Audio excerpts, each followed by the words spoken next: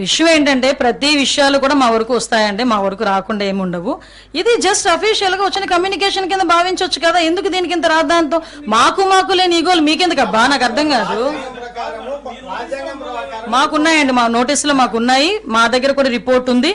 ఆ రిపోర్ట్ ని బేస్ చేసుకొని మా చర్యలు ఉంటాయి. ఓకేనా?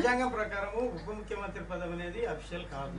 అట్లాంటప్పుడు సీఎంఏ సుప్రీము. అట్లాంటి టైంలో పవన్ కళ్యాణ్ ఈ డీజీపీని నివేదిక కోరి, మాది ఎన్డీఏ కూటమి అండి.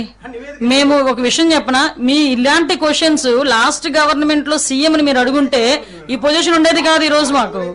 అదే కాదు చెప్తున్నా, ఇలాంటి క్వశ్చన్స్ ప్రీవియస్ సీఎం ని మీరు అడుగుంటే, లాస్ట్ సీఎం ని మీరు అడుగుంటే ఇలాంటి పరిస్థితులు ఇప్పుడు సొసైటీ కూడా వచ్చి ఉండేవి కాదు. నేనేమంటానంటే ఈ రోజు మేము అందరం ఎన్డీఏ కూటమిలో ఏదో రకంగా చిచ్చు పెట్టాలని చూస్తారు.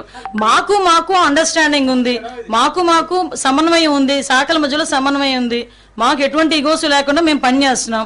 మా అధికారులు ఎటువంటి ఈగోస్ లేకుండా పనిచేస్తున్నారు. మీకు కావాల్సింది రిజల్ట్, మంచి పరిపాలన. మేమందరం కలిసి మేము పని చేసుకుంటాం అనుకునేటప్పుడు ఇది అంత క్వశ్చన్ అవసరం లేదని నా ఉద్దేశం. Thank you.